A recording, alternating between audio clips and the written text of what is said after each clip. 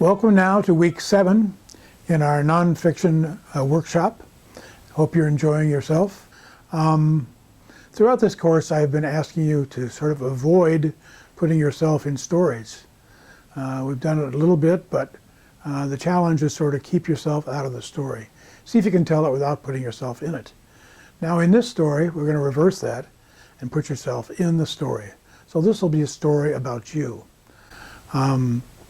Immersion is a very interesting concept. It goes back to the late 1800s when a woman named Nellie Bly made a name for herself in journalism by admitting herself to a mental institute. And she wrote some very dramatic stories about that. But the idea being was that she is immersed into the situation, and then she's able to come back from it and tell us about it. Well, that was a very old model. It was sort of yellow journalistic in the sense that it was very hyped up and very dramatic. But in recent years, there have been other people who have done this, and we're going to be looking at the work of one of them in just a moment. But let me tell you about this exercise, what I'll be looking for in your immersion or experiential exercise.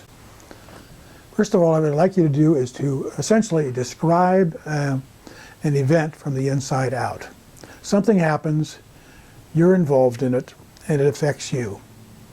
Describe an event from your own perspective, of course, and write in a first-person way as needed. I did this, I felt that, I saw that.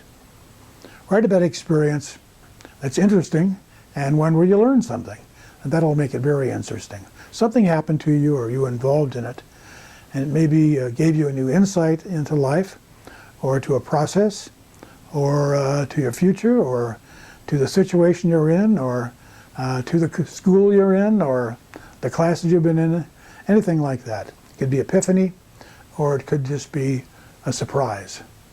And as I said, be sure to pick something where you learn something about yourself. That's what's going to make this interesting.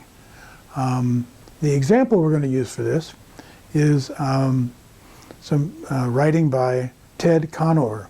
Ted Conover is a writer who's been around for about 20 years now, made a name for himself in college. He was doing a project in college on ethnography, and he wanted to see what it was like to be in this case, hobo. So that's what he did.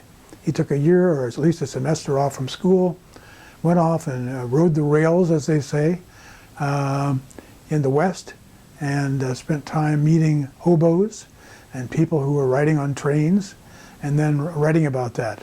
The story we'll be reading, however, is his second project, and that is where he went to Mexico and went with illegal immigrants. The book is called Coyotes. Those are the people who bring illegal immigrants across the border.